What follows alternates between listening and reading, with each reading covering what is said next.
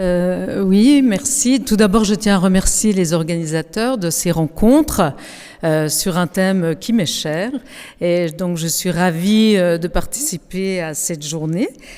Je vais parler en tant que communication individuelle en dernier. Donc, je vais essayer de ne pas répéter un certain nombre de choses qui ont pu être dites, mais peut-être commencer à vous me présenter pour que vous sachiez d'où je parle. Donc, je suis effectivement maître de conférences en sciences de l'information et de la communication. Je forme des professeurs en éducation, aux médias et à l'information à l'INSPE de Lorraine, donc c'est l'Institut de formation. Je suis référente laïcité, donc je crois que j'ai les casquettes qui ont été évoquées auparavant. Donc, alors, je vais essayer de mettre en évidence quelques réflexions, plutôt des réflexions qu'une recherche particulière comme ma collègue vient de le faire. Tout d'abord, si l'esprit critique n'est pas une notion récente, et il faut rappeler que le concept est né en Grèce antique, et ça a été présenté par Baudouin de Charneux, mais il faut quand même le dire, ça n'est pas quelque chose de récent qui apparaîtrait depuis les années 2000, parce que il y a eu les attentats du 11 septembre, et puis ensuite l'épidémie Covid, et voilà, mais c'est quelque chose d'ancien, et prendre le temps du rappel historique est important. Et donc dans la Grèce antique, il était question, quelqu'un l'a présenté, d'être capable de juger, de discerner, d'évaluer l'authenticité et l'exactitude des faits. Il faut quand même rappeler que dans la Grèce antique, les femmes et les esclaves n'étaient pas citoyens. Donc il y avait quand même des choses. Alors, ça, c'est la Grèce, on a parlé de Saint-Augustin. Au XVIIIe siècle, je voudrais en dire un mot sur ce siècle des Lumières, parce que l'esprit critique, si ça vous intéresse, vous pouvez lire le traité d'éducation de Condorcet ou d'autres textes, la déclaration, bien sûr, des droits de l'homme et du citoyen, et des droits des femmes aussi, avec Olympe de Gouges. Mais l'esprit critique est convoqué par les penseurs, Voltaire, etc., des Lumières, pour lutter à l'époque contre les dogmatismes et la monarchie, les plusieurs siècles de monarchie. Ça me semble être important pour mon propos parce que ce siècle des Lumières va être un peu un moment fondateur pour justement définir ce qu'est un dogme, une croyance, et pour donner comme idéal, en fait, c'était un peu un chemin tracé pour justement amener les individus, les citoyens, puisque la Révolution française défendait la notion de citoyenneté, mais pour justement être capable de s'émanciper des dogmes, c'est-à-dire des croyances, de ce que l'on imposait dans la pensée. Et donc la Révolution a essayé de penser une démocratie idéale, il y a beaucoup d'ouvrages sur la question, après des siècles donc de monarchie, avec comme principe, comme valeur universelle, la liberté de conscience, liberté d'expression, liberté de pensée, l'égalité, la fraternité et la laïcité.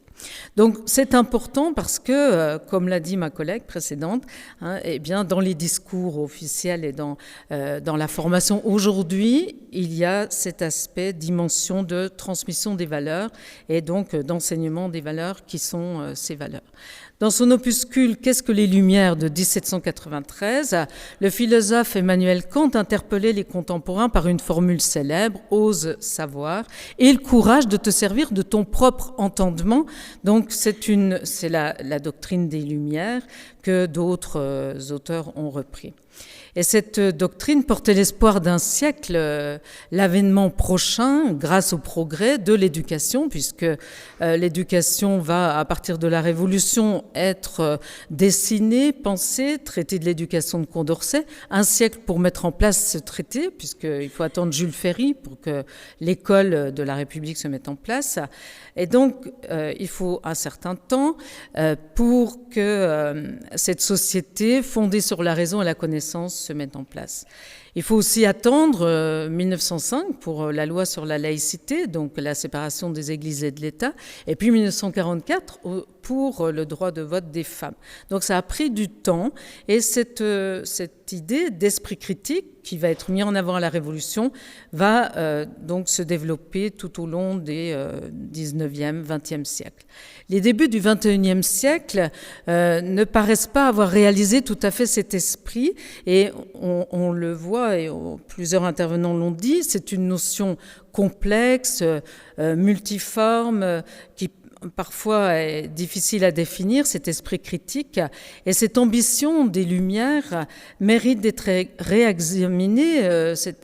Cette ambition à l'ère du numérique, on a beaucoup parlé du numérique, mais il n'y a pas que la révolution numérique par rapport à l'esprit critique, et aussi d'une société de la communication où les médias ont pris une part importante. Bon, ça, beaucoup d'études l'ont montré, que nous sommes dans une société médiatisée avec une révolution numérique. Alors, je ne vais pas vous noyer de chiffres, mais si on prend le temps passé à la télévision, contrairement à ce que l'on croit, là, c'est à peu près 2-3 heures par jour de temps passé devant la télévision, notamment les adultes. Et puis les réseaux sociaux, bien sûr, les jeunes passent plus de temps, à peu près 2 heures, 2 heures et demie par jour. Et les adultes, plus les adultes, les âges augmentent, moins le temps passé est long, mais néanmoins, c'est un mouvement important dans la société. Donc, nous assistons à une accélération, à une amplification du phénomène informationnel.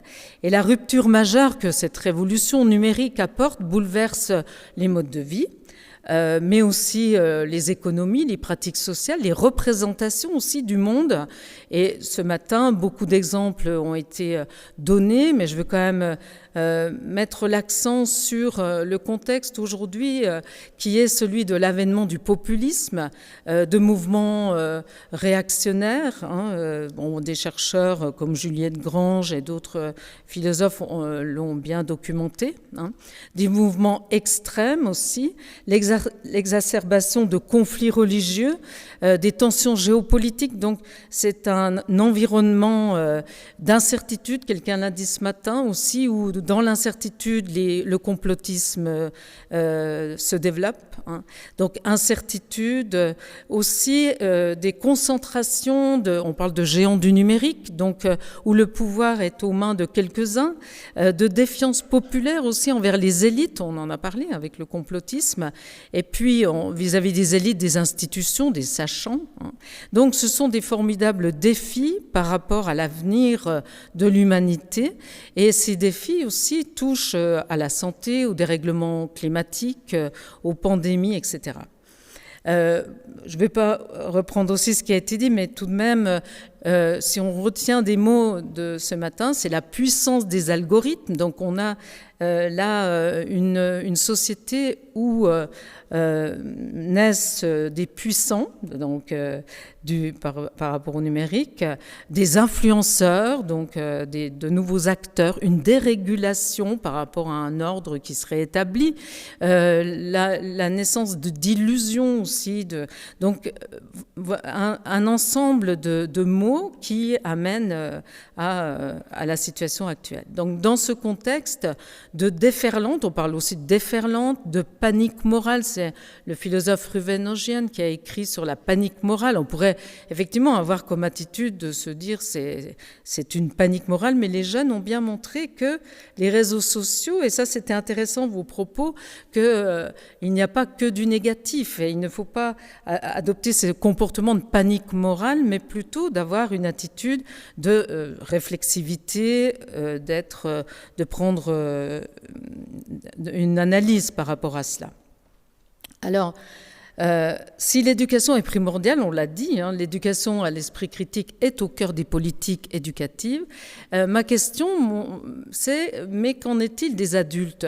Parce que je forme des professeurs qui forment des élèves, mais j'interviens aussi beaucoup auprès de publics adultes, c'est-à-dire dans les médiathèques, au niveau de l'Université de la culture permanente, donc des publics qui n'ont pas cette formation, parce que, comme l'a dit ma collègue, la formation à l'EMI est assez récente, présente. Et même si la formation à l'esprit critique s'inscrit dans les programmes scientifiques, etc., depuis beaucoup plus longtemps, mais cette mobilisation concernant les médias, l'information, mais aussi les valeurs de la République est récente. Donc quelle est la réflexion par rapport aux adultes?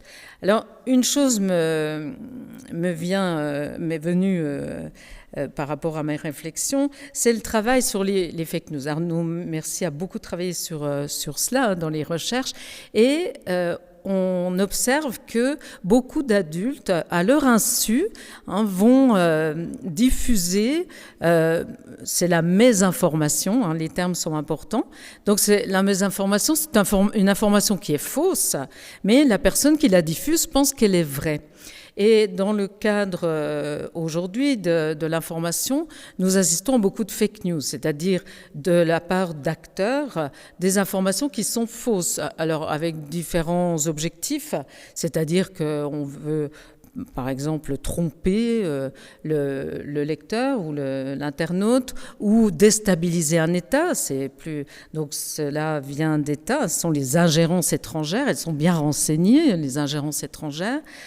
Donc la mésinformation, l'information qui est fausse et qui peut émaner d'acteurs privés ou de groupes ou d'États même, eh bien des adultes vont, parce qu'ils pensent que c'est vrai, c'est tout à fait, ils vont la diffuser. Donc il y a des enjeux par rapport à la diffusion, la viralité des fake news de la part de personnes qui pensent être de bonne foi, mais parce qu'elles ne sont pas informées, elles vont les diffuser. Par contre, la malinformation, donc c'est une information qui se fonde sur la réalité, mais qui est utilisée pour porter préjudice à une personne, une organisation ou un pays.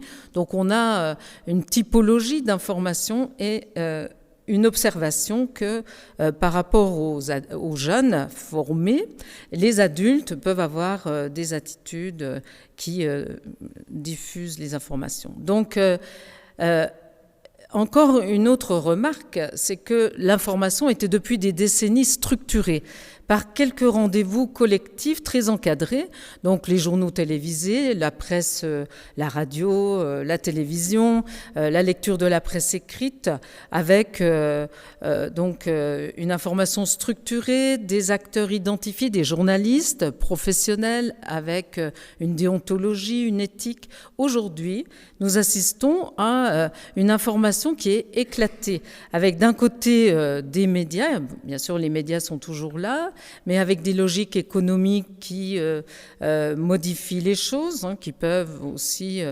amener à diffuser une information en ligne, faire appel aussi à l'intelligence artificielle. J'ai fait une recherche dernièrement auprès du groupe EBRA, l'Est républicain, qui, premier groupe, à titre expérimental, a introduit ChatGPT dans les rédactions. Et donc utilise ChatGPT pour réécrire des articles et maintenant les dépêches AFP. Donc on voit bien qu'il y a une évolution et que même les médias, qui sont des médias traditionnels, donc sont mis à l'épreuve de logique économique. Et de l'autre aussi, nous observons une multiplication de contenus autoproduits par des publics qui se retrouvent par affinité idéologique. Donc ça, c'est surtout sur les réseaux sociaux, avec des groupes où l'on produit des informations par centre d'intérêt, ou par exemple avec la guerre en Ukraine, des chercheurs ont montré que certaines personnes pensent que un conte d'un soldat qui rend compte de la guerre en direct est bien plus plausible qu'un média traditionnel. Voilà, donc nous avons un éclatement et des contenus qui deviennent multiples. Ou donc ça peut être par centre d'intérêt, on parle des bulles informationnelles, donc on reste entre soi avec les affinités idéologiques, avec le risque aussi d'éclater ce vivre ensemble sur lequel reposaient les valeurs, et aussi ou des hasards algorithmiques. Donc la question de l'information à l'esprit critique tout au long de la vie, elle me semble être cruciale, parce que que nous sommes confrontés, quels que soient les âges, à une masse inédite d'informations disponibles et à une multiplication de points de vue. Et encore une chose par rapport à l'opinion. On constate aussi aujourd'hui qu'il y a une confusion entre les médias d'opinion et les médias d'information. Il y aurait une certaine confusion, c'est-à-dire que l'opinion qui ne dit pas son nom. J'ai écrit un article sur CNews en France, qui est donc une chaîne d'opinion, mais là aussi, il est difficile de faire la part des choses, de distinguer ce qu'est une opinion, donc un avis, avec une logique d'un média, et parfois une idéologie qui sous-tend ce média, comme CNews, et un média d'information avec des journalistes qui vérifient l'information, etc. Donc cette nécessité d'informer, de former, de sensibiliser à ces dimensions est nécessaire tout au long de la vie. Donc cette saturation et la dérégulation du marché de l'information, notamment en ligne, interrogent et mettent à l'épreuve les capacités de vigilance épistémique, ce qui rend davantage perméable aux fausses informations à tous les âges. Donc, en quelques années, la façon dont nous nous informons s'est radicalement métamorphosée. Et ça, beaucoup d'études sont publiées à ce sujet, sur les moyens d'information. Alors, les jeunes, les études montrent qu'effectivement, les réseaux sociaux sont la première source d'information, mais pour les adultes aussi, il y a une consultation de réseaux sociaux, puis de médias, autres. Donc, je passe un petit peu parce que je vois que le temps avance. Alors, encore une fois sur le contexte et les remarques, la démocratie est attaquée. Ça n'est pas rien de constater qu'il y a des ingérences numériques étrangères, notamment au moment des élections. Donc la démocratie, c'est-à-dire ce processus qui vise à avoir une liberté de pensée, d'expression, à exercer sa citoyenneté, à avoir aussi des débats, eh bien ces ingérences sont un vrai danger pour ce système, la démocratie. Bon, c'est un exemple, mais par rapport aux femmes, des études aussi montrent qu'il y a danger par rapport aux droits des femmes, c'est-à-dire à la place de la femme. Les réseaux sociaux, des mouvements néoconservateurs, des idéologies qui visent à justement attaquer l'égalité homme-femme, même si elle n'est pas... il y a toujours à faire, c'est un idéal comme je l'ai dit, mais on observe qu'il y a des risques de retour en arrière et donc des enjeux géopolitiques, des enjeux sociaux, des enjeux humains aussi et donc un risque aussi d'une société fragmentée. C'est-à-dire que la démocratie se caractérise, et les textes européens vous le retrouvez dans les textes, dans la Charte des droits fondamentaux de 2000 de la Commission européenne, les textes et les valeurs sont la dignité, l'égalité, la justice. Eh bien, aujourd'hui, cette société fragmentée est caractérisée par un manque de confiance mutuelle, une polarisation croissante dans l'espace public avec des acteurs et des discours et avec le risque d'un éclatement et d'un danger pour se vivre ensemble, pour ces valeurs communes. Et donc, comment agir par rapport aux adultes ? Autant pour les jeunes, nous avons des programmes qui montrent une volonté politique, certes avec des malentendus, mais il y a une volonté politique. Mais pour les adultes, nous l'avons dit, l'éducation est la première arme, Condorcet le disait déjà. L'éducation, c'est armer contre l'erreur. Et c'est justement être doté de jugement et d'un esprit éclairé.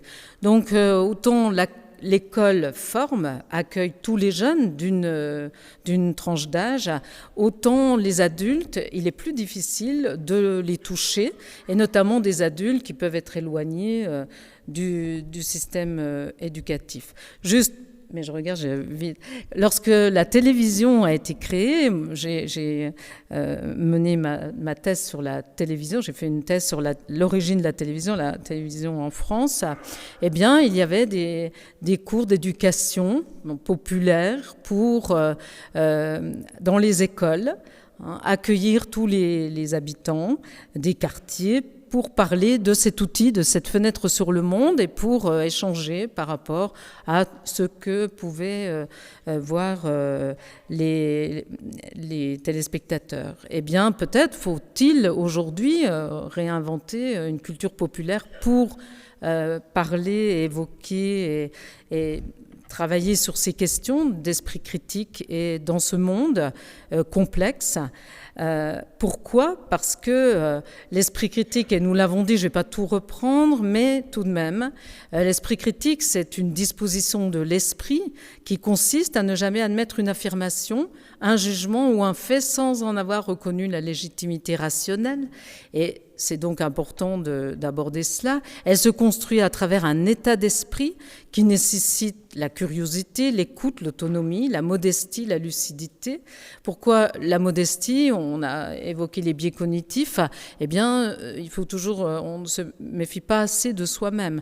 Il y a énormément de biais cognitifs. Si vous regardez, c'est Gérald Bronner, sociologue, qui a écrit beaucoup d'ouvrages sur les biais cognitifs. Il y en a plus d'une trentaine, des biais qui montrent que l'on peut se tromper, que l'on peut, on peut se tromper pour différentes raisons, parce que émotion, etc. Donc des pratiques aussi, c'est-à-dire que engager les personnes dans des pratiques pour s'informer, comprendre, évaluer l'information, chercher la source, etc. Donc des lieux peuvent s'emparer de ces questions, je l'ai dit, les médiathèques, mais peut-être d'autres lieux. Selon l'OCDE, l'esprit critique serait la compétence éducative la plus importante du XXIe siècle. Compétence éducative, mais aussi compétence de tout citoyen, parce que c'est un instrument fondamental de la connaissance dans un monde polarisé et complexe, qui affirme que la compréhension du monde, l'usage autonome et responsable des médias sont indispensables. Donc là, je pense qu'il y a un enjeu très fort en termes de prise de conscience pour aider, accompagner et prendre conscience de cette nécessité d'esprit critique. Alors, bien sûr, je regarde 2 minutes, donc je vais conclure. Je voulais juste, pour conclure, éduquer à l'esprit critique est un enjeu au regard de la démocratie. Alors, esprit critique par rapport aux réseaux sociaux, mais aussi par rapport à... je travaille aussi sur l'esprit critique par rapport aux stéréotypes, par rapport aux préjugés, donc pas obligatoirement en lien avec les réseaux sociaux, mais aussi par rapport à une attitude générale qui consiste à prendre conscience du monde qui nous entoure, prendre conscience aussi de ce qui peut nous freiner dans un comportement éclairé, raisonné, et qui peut nous amener à nous tromper. Donc à l'école, tout au long de la vie, l'éducation à l'esprit critique est nécessaire au vu des enjeux et des évolutions. Donc l'éducation voie de l'émancipation, c'est certain, nous l'avons dit à plusieurs reprises. Elle est inscrite dans le parcours de l'individu, l'éducation aux médias et à l'information, l'éducation à l'esprit critique dans le domaine des sciences, etc. à l'école, c'est dès le plus jeune âge, dès l'école maternelle. Donc on pourrait parler d'un continuum de l'école maternelle jusqu'à la fin de vie, tout au long de sa vie, cette nécessité. Pourquoi ? L'enjeu important, c'est le vivre ensemble, c'est le fait d'être dans une société démocratique où, forte de ces différences, des différences culturelles, des différences sociales, les êtres, alors en Europe, nous sommes dans des démocraties, mais en tout cas où les hommes et les femmes, les hommes et les femmes puissent vivre ensemble avec des droits fondamentaux, et que ce monde qui peut paraître complexe et incertain soit un monde que l'on puisse appréhender avec confiance aussi et sérénité, et pas dans un esprit de panique morale où il faudrait tout rejeter et refuser les progrès. Donc voilà, j'ai tenu le temps. Pas de souci. Merci Sylvie Pierre d'avoir gardé le timing. Je vais demander s'il y a éventuellement dans notre public une question, une demande de précision avant de vous obliger en fait à subir toutes leurs questions pendant la pause café que je vais vous proposer de... Est-ce qu'il y en a une? Pardon, excusez-moi, c'était trop visible et donc voilà. Je vous en prie. En tout cas, un grand merci pour cet exposé. J'ai deux réflexions et qui sont... Donc je suis quelqu'un, je pense, comme probablement tout le monde, qui a beaucoup d'esprit critique et que j'essaye d'exercer. Et parfois, je perds confiance dans l'esprit critique parce que j'ai l'impression, peut-être que je suis victime de fake news, où j'ai l'impression qu'on nous cache des choses ou que les choses ne sont pas dites. Et je me souviens de deux éléments marquants de ma vie. Alors, je ne suis plus au stade des jeunes qui étudient, mais c'est deux éléments qui ont dû arriver à peu près quand j'étais à ce stade-là de mon développement. Et le premier, c'était la justification pour la guerre du Golfe. Et donc, on a eu des autorités américaines qui sont venues à l'ONU. M. Colin Powell. Voilà, avec des arguments extrêmement forts, extrêmement mobilisateur, et il me semble, évidemment je n'ai pas tous les éléments, mais il me semble que l'histoire a prouvé par après que certains de ces éléments étaient rigoureusement faux. C'est ce qui avait fini par amener M. de Villepin à démontrer ça au Conseil de sécurité. Voilà, deuxième élément dans lequel j'avais un certain esprit critique et dans lequel il me semble, avec une perception qui est personnelle, que les autorités nous ont donné autre chose comme argumentation. Au moment de l'accident de Tchernobyl, le nuage radioactif, il s'est arrêté à la frontière française. Il a tourné à gauche. Oui, c'est ça, il a tourné à gauche. Et donc voilà, ces deux éléments qui ont été fondateurs pour moi dans ma construction. J'avais à peu près leur âge à l'époque. Et donc... ça a quelque part marqué mon esprit critique et ma manière de l'exercer en me disant « Ok, oui, tous ces discours sur le vivre ensemble, c'est très beau. » Et personnellement, j'y crois beaucoup. J'essaye tous les jours de faire en sorte qu'on ait une société qui se rapproche plus d'un vivre ensemble. Mais je me pose quand même des questions sur quelles sont les limites de la raison d'État par rapport à l'esprit critique. Merci. Cela dit, quand même, déjà, je ne sais pas ce que Sylvie Pierre va vous répondre, mais on va constater que depuis l'âge que vous aviez à leur âge jusqu'à aujourd'hui, votre esprit critique reste aiguisé, puisque vous posez la question. Je vous en prie. Oui, bon, c'est une vaste question, mais je pense que apprendre à décrypter des discours, apprendre à décrypter des logiques, et permet justement d'exercer son esprit critique. Donc c'est un apprentissage au long cours et effectivement dans les médias et sur les réseaux sociaux vous avez différents acteurs et c'est là aujourd'hui la complexité, c'est que vous avez beaucoup d'acteurs et beaucoup de prises de position, etc. Donc ça nécessite d'identifier l'argumentation, d'identifier les acteurs, leur statut, etc.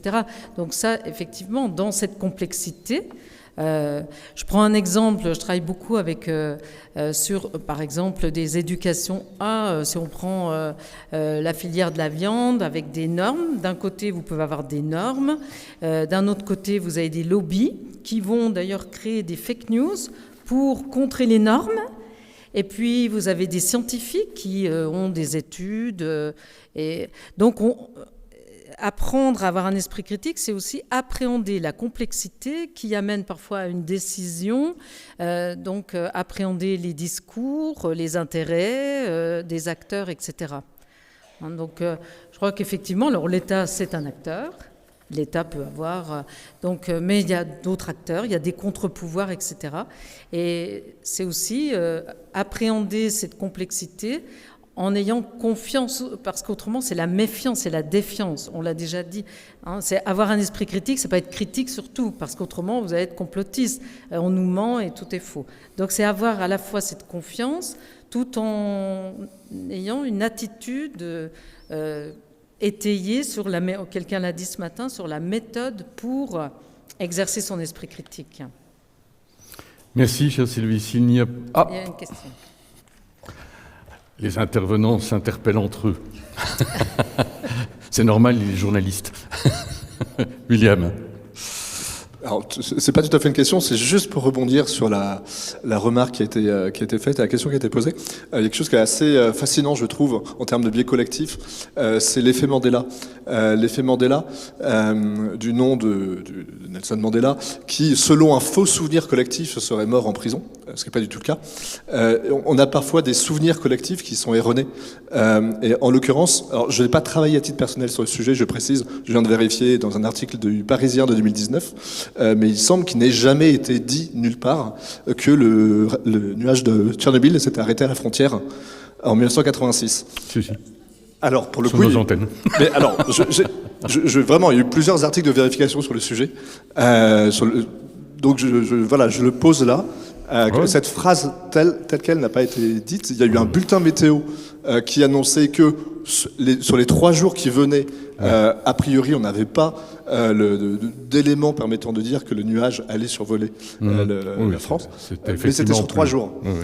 Voilà, c'était juste une Par contre, ce qu'on a omis de commenter lourdement ensuite, ce sont notamment les expériences et les relevés qui ont été faits sur les neiges et les glaciers en Savoie, par exemple, et Haute-Savoie, qui démontraient très clairement la présence de particules. Et ça, évidemment, pour éviter de créer un effet panique, je suis un grand skieur, dans les stations en question, on a omis d'en faire au moins autant état. Voilà. Je peux ajouter une chose, puisque j'ai fait cours à un moment sur les scandales, ce genre de choses, donc j'avais parlé de Tchernobyl en cours, et dans une université populaire. Et il y avait, qui est toujours très riche puisqu'on a des professionnels, etc. Et tout d'un coup, il y a quelqu'un qui s'est levé au moment des questions. Il dit, j'étais ingénieur à l'usine de retraitement des déchets atomiques de La Hague. Ah oui. Et à un moment, ça a sonné. Il dit, ça a été la panique chez nous parce qu'on s'est dit, mince, il y a une fuite dans nos trucs. Et il dit, en fait, ça correspondait au nuage de Tchernobyl. Donc, à La Hague, ils avaient enregistré un taux élevé de radioactivité, enfin anormal de radioactivité, chose. Mais par rapport à l'idée du faux souvenir, moi, ce qui est sûr, c'est que en fait, l'administration française, le gouvernement français a essayé de minimiser. Ça, c'est une absolue certitude. Et ce qui est moins attestable, c'est le fait qu'il l'ait dit comme tel, le nuage ne passe pas chez nous. Et par contre, ce qui est certain, c'est que, et c'était par exemple une blague de Coluche, Coluche l'a mis en blague, ça. Il a dit, vous voyez, maintenant je sais à quoi sert une frontière. En Allemagne, c'est très grave, et en France, c'est pas grave du tout, quoi. Et donc, il y a un mixte de tout ça, et qui, à mon avis, se cristallise derrière cette expression qui n'a sans doute jamais effectivement été prononcée comme telle par un officiel français. Sauf dans le Colaro Show, peut-être, effectivement. Vous voulez rajouter encore quelque chose, William ? Non.